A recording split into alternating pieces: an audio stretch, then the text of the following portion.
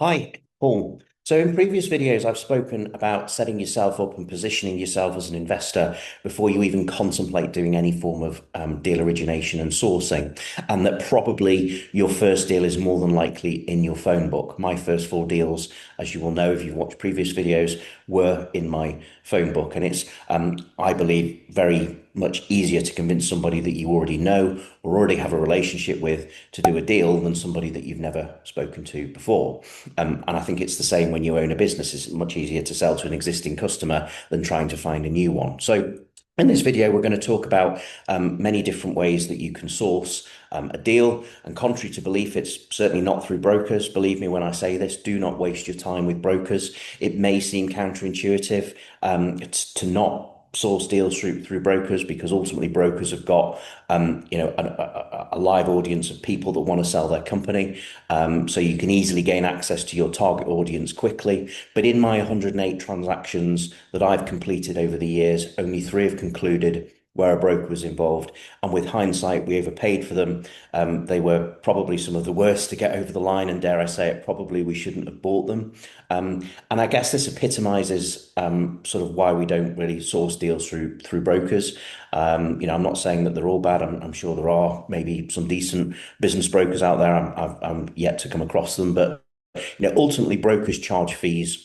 To justify those fees, they typically tend to overinflate the value of the business, and they act as a blocker to the deal because essentially they're setting false expectations, really, so that they can justify those fees that they charge. I actually heard from a CEO a few years ago of one of the largest brokerage firms that they make more money from their upfront fees than actually selling businesses. Only 10% of the businesses they list, they actually sell. So you want to build a sourcing machine that gives you access to businesses that essentially are not for sale. So sourcing and deal origination is essentially a marketing activity. Successful deal makers create a habit that every week without fail, they have emails going out, they have LinkedIn connections with business owners, they've got letters going out asking people if they want to sell their business, and they're creating regular content. And it's a bit like being a management consultant. You sort of market yourself, you get that contract, and then most consultants then tend to stop marketing whilst they're working through that project. But then they finish the contract and then they have to start again. So they essentially pick up the marketing. And this is why you tend to have, certainly a lot of consultants tend to have those lean periods when they don't have any work. It's sort of feast or famine, so to speak. And sourcing can be similar, which is why you want to make sure that it happens religiously, week in, week out, without fail. I mean, what's the worst that can happen? That you've got too many deals to deal with? Well, that's certainly a better problem to have than not having, any leads at all. So it really starts with data, and regardless of how you're going to source, you need the data. So in the UK, there is a lot of information in the public domain. Companies have to file accounts. There's a public register of shareholders and directors, and you can use tools like endol.co.uk, where there's like a paid subscription. I think it's around about £50 a month, that enables you to put in a criteria to pull off a list. So if you were going to use something like Endol, use their Explorer product, you can put in that you want only active companies, so not companies that have closed. You want companies that have been established for at least 10 years. So you're looking at the incorporation date, older than 10 years. So you're essentially looking for long established companies. When we're sourcing, we tend to put in a criteria of a maximum of three shareholders. And the reason for that is that, ultimately you've got to convince people to sell you their company. And we found that if you go more than three, then you've got, obviously many different people with different motivations, different aspirations. And we sort of say, ideally we want a business where there's one shareholder, two shareholders, or maximum three. You can then filter by industry and geography. So, for example, I would suggest getting a list of companies in your industry of interest. Target one or two, so not any old company that might fit the criteria, just those in your industry of interest.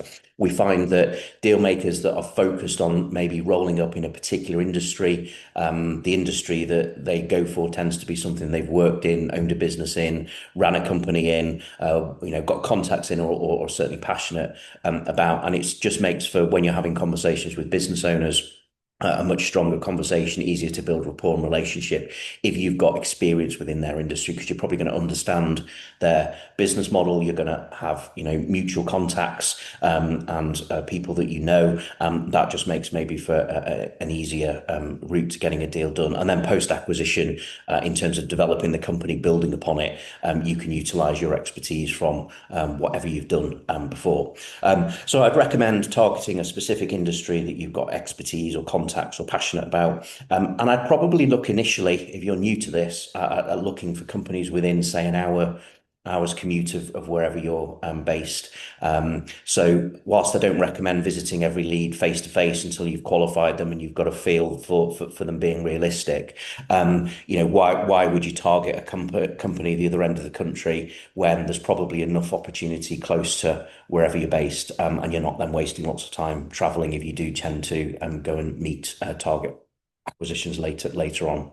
And then from a financial criteria, you can add this in depending on what you're targeting. So, if you wanted just profitable companies or asset rich companies or distressed companies, you can add in various different criteria on something like Endol to pull off a list of companies that meet your target list. So if we wanted to buy a long established, well run, consistently profitable business, we will be inputting certain financial data so that we ensure that we pull off companies of that list. And then we would typically target people over the age of 59. Again, Endol allows you to do that. So essentially, you've got more chance of connecting with a business owner that might be looking to retire, for example. If you go and look across the pond at say the US, there's certainly nowhere near the level of public data that you have in the UK. But one great way to target the right size business is to look up companies on LinkedIn in your niche and your geography. You can use LinkedIn to sort of filter down to various states. You can look for companies with, say, between 50 and 200 employees. So, at that size, they're more likely to be the right size for an acquisition than maybe a really small company where there's only 10 employees.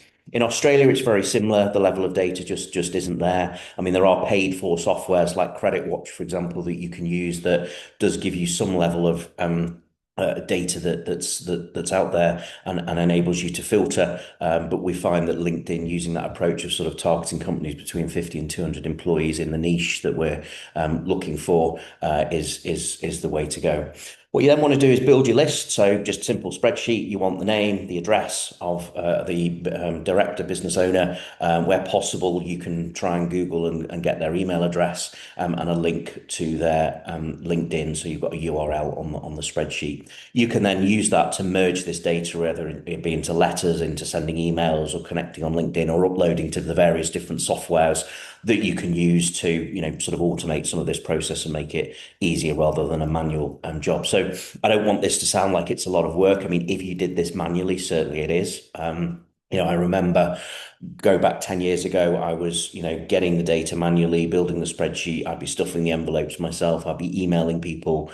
And I think what we can see now is that there are softwares like Dripify, like Instantly, that enable you to upload the data, and it will essentially do the LinkedIn outreach for you on autopilot. It will do the emailing on autopilot. And the great thing about the email softwares is that it will tell you, what's been delivered, how many, whether it's been opened, what response rates you've got, and these softwares are relatively expensive. You're looking at between $10 and $50. It's not huge sums to invest in saving a ton of time.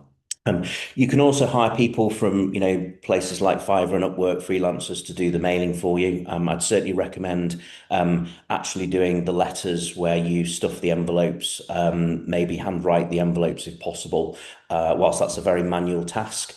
If you use mailing houses, I've found that most of them tends to look like junk mail, and whenever we've used a mailing house, the response rates are so much lower than if we did the sort of traditional handwritten envelope. So, what response rates can you expect? I mean, it really does depend on the quality of the data to start with, assuming that you've got the right data, you're targeting the right audience, then you can expect response rates at the time of recording this video. Personalized letters around about 24%, so almost one in four letters you send out, you'll get a response. Generic letters, the response rate is about 3.4%. Email is 0.9%, and LinkedIn is 1.2% using the strategies that I've outlined. So just talking a bit about letters. So personalized letters do take time, and whilst you can use AI, for example, to help with the sort of research, I've found that the old-fashioned way is probably the best. So what I tend to recommend is, let's say over the next quarter, you want to do some outreach, and let's say you want to target 1,000 companies. You've got your list.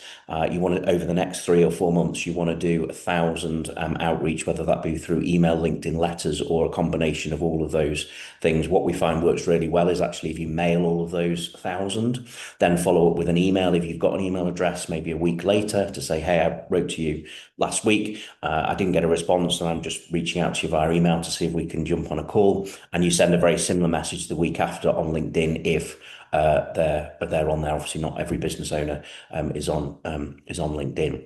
But what I say is, out of that 1,000, choose your target, your top 100, if you like, of companies that you feel would be really good acquisition opportunities. And then if you break that down over a 10-week period, so you choose 10 every single week, so over 10 weeks, you've got the 100. Do personalized letters for those 10. So Google the company, look for recent news articles, and you can use this to personalize your letter. So for example, if you saw that they just won an award or they took their top performers on all expenses paid trip, you can cite this in your opening paragraph. Probably the best one I did is that I wrote to an owner of a fairly large company that I was very interested in acquiring. And I knew that she was an avid football fan. She was a supporter of Leeds United. I'd found this out through watching a video of her where she'd mentioned it, and because she'd sort of quoted a sort of something about teamwork and sort of made an analogy with football. So I used a quote from the Leeds United manager relating to the importance of people and teams, which was something that this company was particularly well known for. And I'd highlighted in the letter that I was particularly interested in acquiring them because of their very strong people culture. And I obviously, that probably took me, 20, 30 minutes to find that out, write the letter, and do the outreach. But literally within 2 days of posting that letter, I got a call back. So it's certainly a very powerful thing to do. There are other sources too, such as writing articles and posting on Facebook or LinkedIn groups of your things that basically are of interest to your audience. So think really value add. Not, you don't want to be posting things like, do you want to sell your company to me? I'm interested in buying companies in this space. You're really wanting to create value for your audience. So it's more generic content like top tips for preparing XYZ company for sale, or how to maximize the value of your cleaning company for sale. And you can write articles or create content videos, whatever, around that. This is certainly longer burn, but done consistently, you will over a period of time start to build a relationship with your audience. You'll get seen. And I suppose just going back to letters, most tech savvy people think that letters are silly and time consuming, but actually they are the most effective sourcing method that we've found for cold outreach. Networking is something else that you can do. So not just attending physical events, but networking with professionals and people, telling them what you do, what you're looking for. You can offer maybe referral fees for successful introductions. But I've always found with networking that you've probably got to help the person first before they'll repay the favor. So let's look at sort of letter and the outreach. So what do we normally say in or letter? So I'll read you what we would normally say in a letter. So forgive me for writing to you at your registered service address, but as the contents of this letter are potentially sensitive, I thought it'd be better to approach you this way in the first instance. We have an interest in the XYZ industry and are actively acquiring companies in your space. We've identified, you say the name of their company, as a business that will be of interest to us. We'd welcome a confidential discussion in the first instance. It cannot hurt to have a chat around the subject on a nothing ventured, nothing gained basis. and see what opportunities might present themselves. Please drop me an email or a WhatsApp on the below to arrange a suitable time to have a brief confidential discussion. Your emails can be the same. LinkedIn, you might need to do a shorter version of this if you're not connected with them, because LinkedIn limits, I think, to 300 characters. So you can condense that into a much shorter DM. And then if they reply, you can, go into more detail. You want your letter on reasonably good quality paper, plain white paper, not corporate letterhead, and you just want your personal contact details on there, your email address, your personal website, the one that positions you an investor. So you're not using a Gmail or a Hotmail or an Outlook type email. You have your own domain, which is probably your your name in the domain, so it looks more professional. And if you just to sort of, I suppose, look at an analogy, if you want to lose weight and get fit, we all know that you have to reduce your calorie intake. You need to eat healthier. You need to go to the gym. You need to work out. And I guess most diets fail because the habits are not created in the first place to ensure consistency. And also, there's usually no accountability. And if you make it a habit to stock the refrigerator with healthy food each week, and that you have somebody each week that can ask you how many pounds you lost and challenge you when you don't, you're more likely to succeed. And for me, sourcing is no different. You have to make it a habit. It takes place every single week. You can do it yourself. You can hire people. You can use software tools. You just need to make sure that however you're going to do sourcing, it happens week in, week out without fail, and it becomes a habit.